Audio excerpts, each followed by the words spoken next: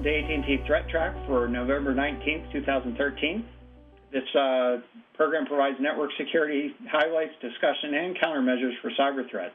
I'm joined today by Tony Tortorisi and Matt Kaiser. I'm Brian Rexrode, and welcome, guys. And Matt, let's go right to you. I know I'm a big user of Netflix. My family is. And so what do you think we should be watching out for?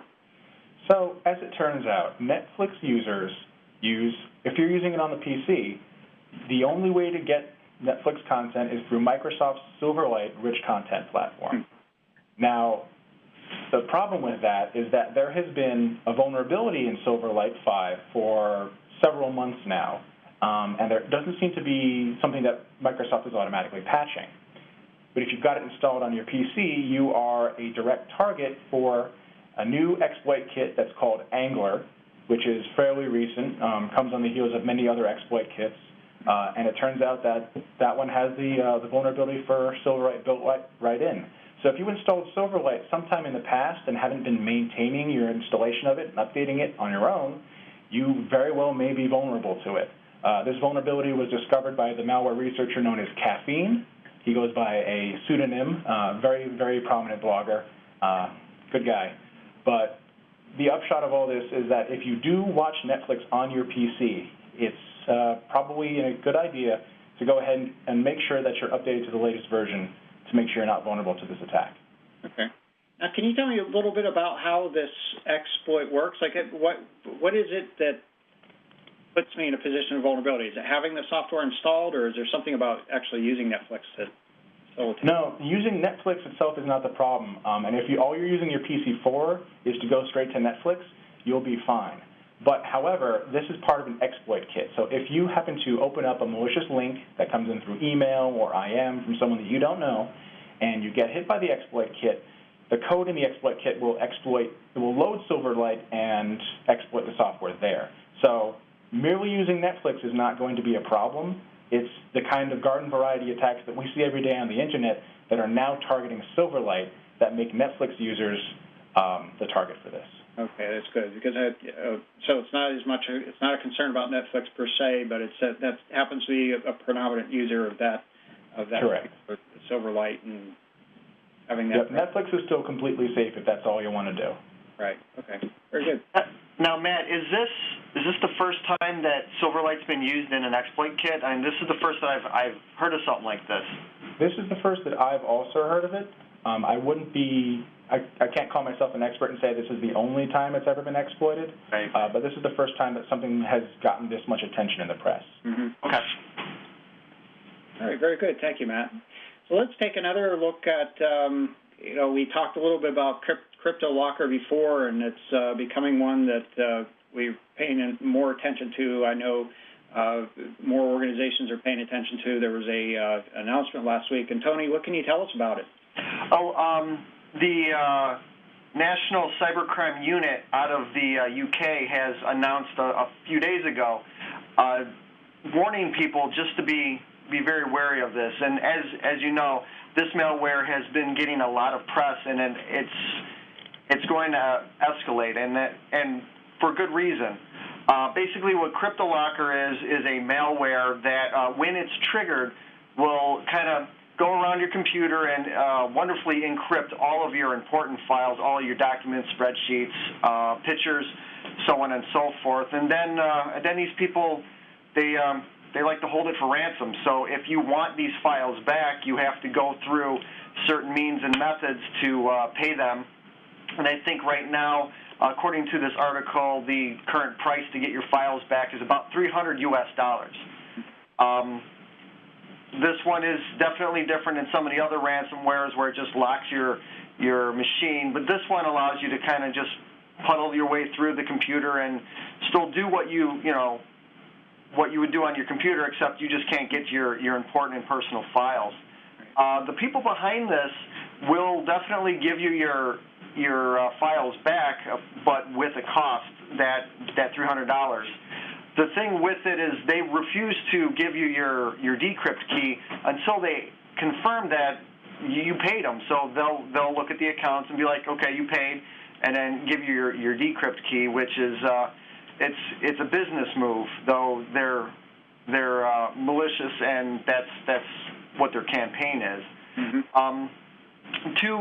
Two things that I kind of want to spread off with this one is there's a lot of research around CryptoLocker right now, both good and bad, which means the people that are running this campaign are really working on making sure that their malware is secure in their own perspective, that we can't find holes through it. Currently, as it's been reported with this article, they haven't found anyone that's able to circumvent it.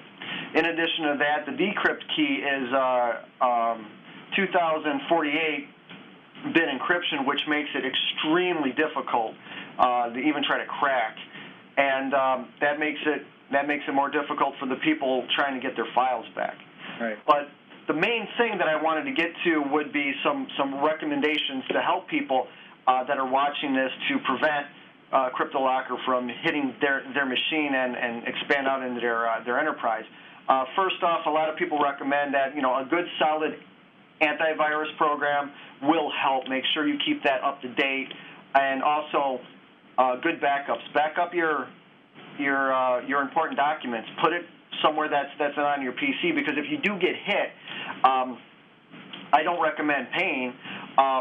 You will have all of your important documents elsewhere that CryptoLocker can't hit it.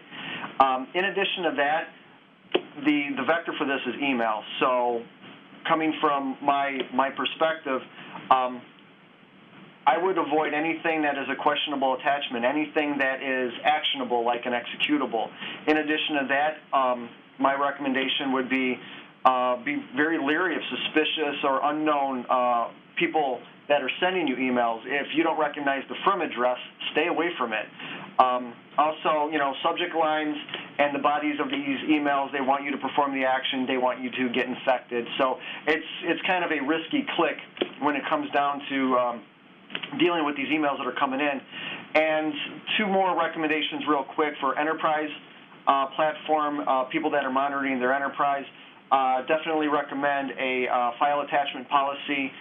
Make sure that you review what your company is doing and try to reduce the amount of actionable files that are coming in, anti-spoofing techniques, and we've also seen in some of the research that I've done externally that even SPF record validation has helped decrease the amount of stuff that's flowing that deals with CryptoLocker.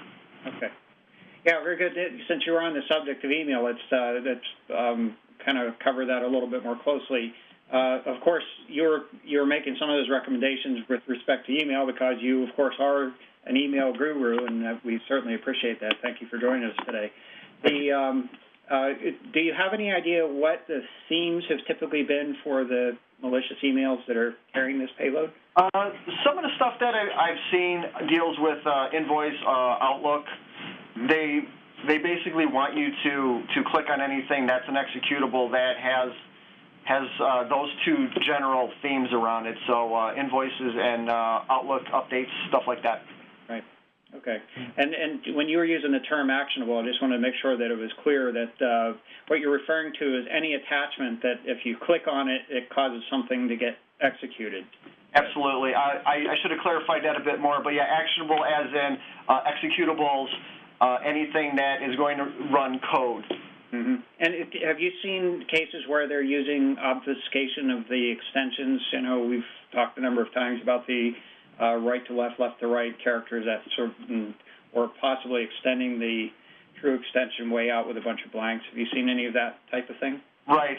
In my research, I have not, but that doesn't mean that it's not out there.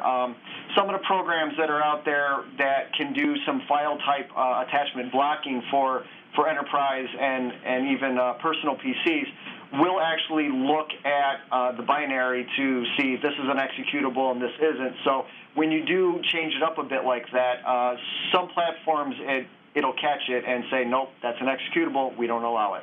So if you're shopping for an email blocking or email control service, security service, those would be characteristics you certainly would be looking for, right? Absolutely. That's one of the first things I would ask for when it deals with content control.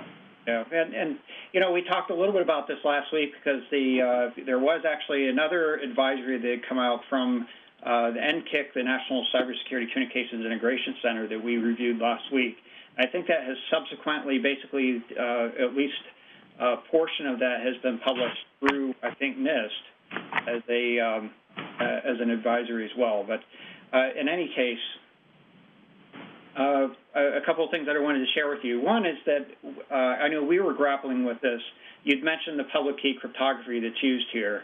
The latest and most, I think, credible information that I've seen so far, this is not based on personal analysis, but is that there actually is a session key that's used. So typically, public key encryption, RSA 2048, as you referred to earlier, is used to generate a key for each file, and it's used to generate a key basically for basically a session key for each file, and then that session key is used to encrypt the file. It's an AES 256, I think they use, and then that key is encrypted using the public key, the RSA 2048 key, and then stored with the file. And so consequently, if you don't have the private key for the public key pair, you're not able to decrypt that file.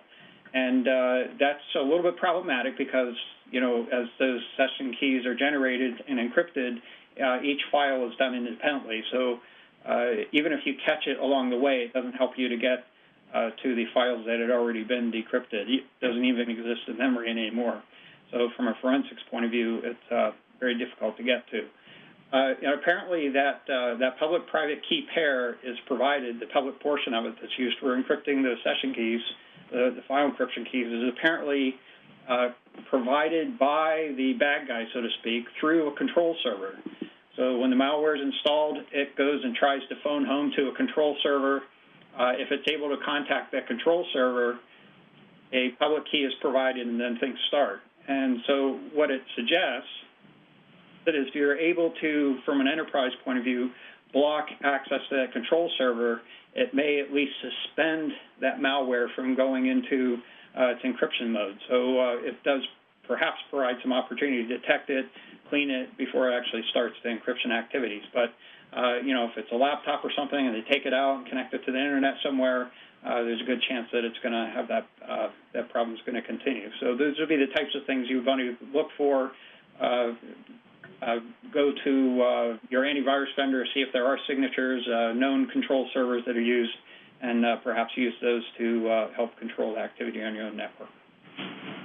Hey, Brian, I wanted to bring up one more important point, is that the malware is also aware of network shares that are mounted on the machine. Oh, yes, so, you know, Tony spoke to the fact that having good backups is important, but if you're like me, and I'm kind of a dork, I have my own network-attached storage, and I keep that mounted, and I back up all my files there. Right. If I get CryptoLocker, not only is it going to encrypt the files on my laptop, it's going to encrypt the files on my NAS, so my backup is worthless. Right. So what you want is a backup that is not connected to the machines that you use typically. Right. And that'll keep you fairly safe. Right, right. So it's something that's actually pulling the files and sending them to another place, not through a network share. Yeah, very good point, Matt. One that I intended to bring up. Thank you for the reminder. So thank you very much, Tony. That was a good topic. I'm glad we got the opportunity to reinforce that. And as you suggested, folks should be very wary of this particular one because it is kind of a nasty.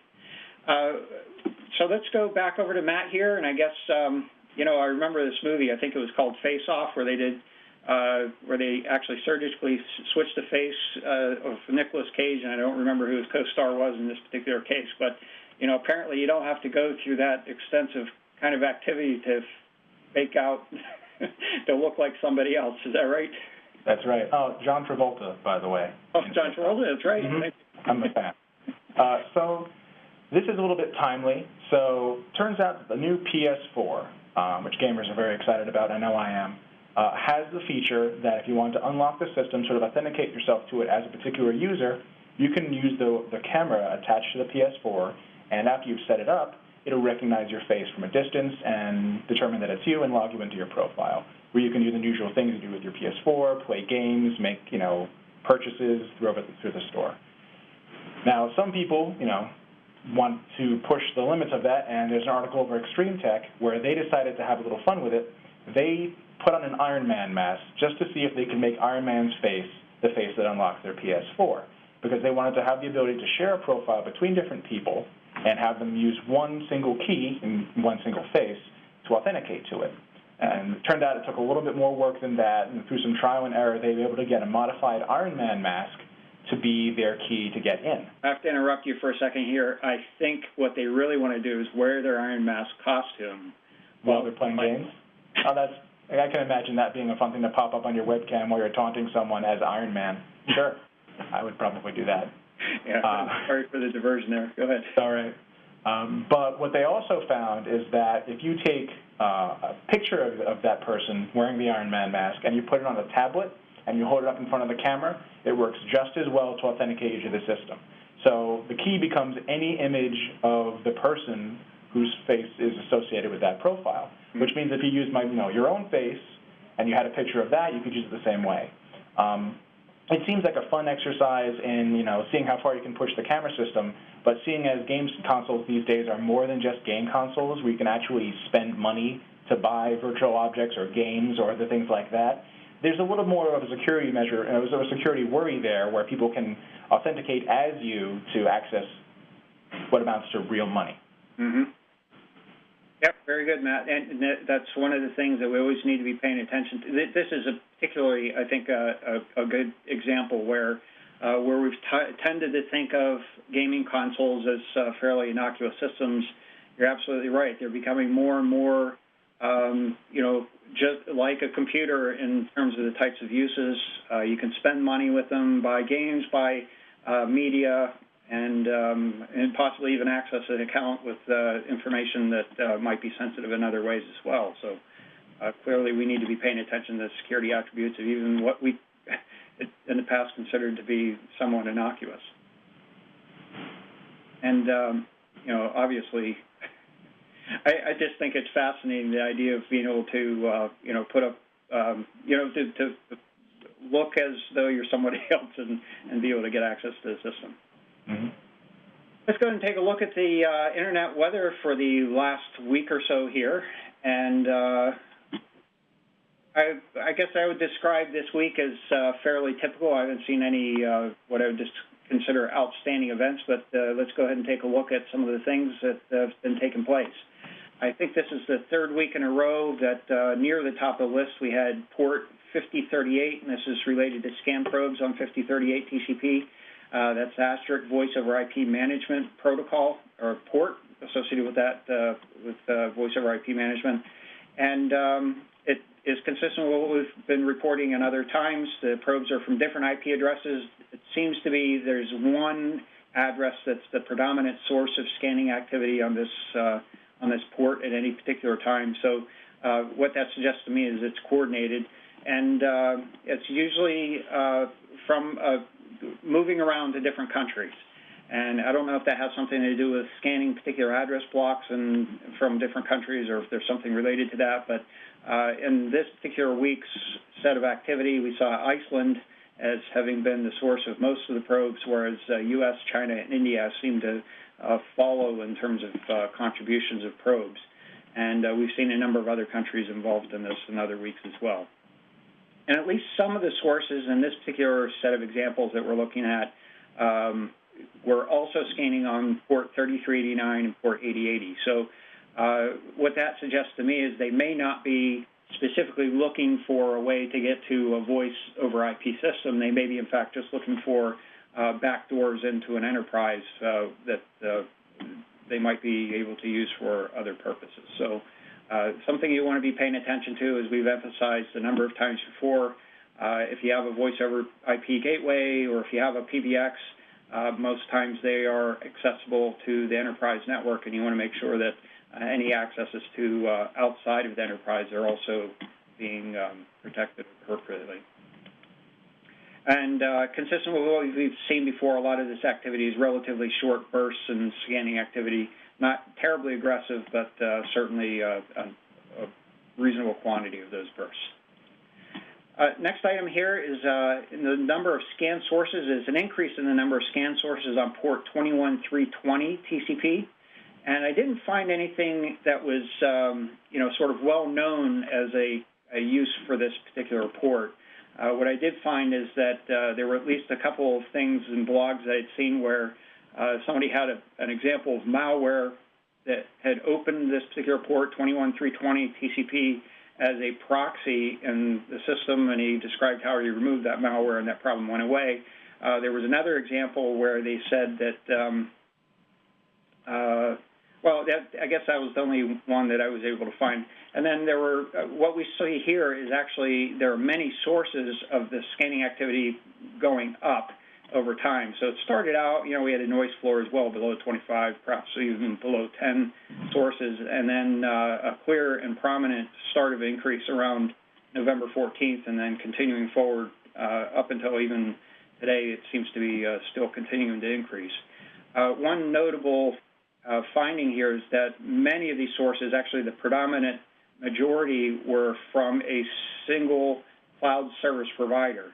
And looking at the trajectory here, it appears that somebody had stumbled across or found some sort of a vulnerability and have been able to propagate across many of those cloud servers, some common back office type application or function that perhaps they have become a victim of. So, that's one of the benefits of cloud is that it provides a very standard environment, but this kind of suggests that it's also one of the hazards that if you find an exploit in one of those machines, is possibly available in many other machines, and something you'll want to be paying attention to if you're using cloud. Is have a good level of cognizance of what's going on in the machine and making sure that it's been locked down properly.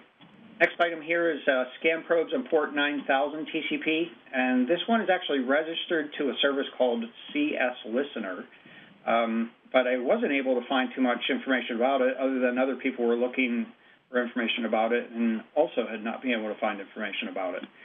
There was actually one, basically a blog posting that I found that associated this with the Checkpoint firewall. They said they were trying to use the port, traced it down to a process, found that it was associated with Checkpoint firewall, and uninstalled the firewall and found that the port opened up. So that was basically their rendition of the finding.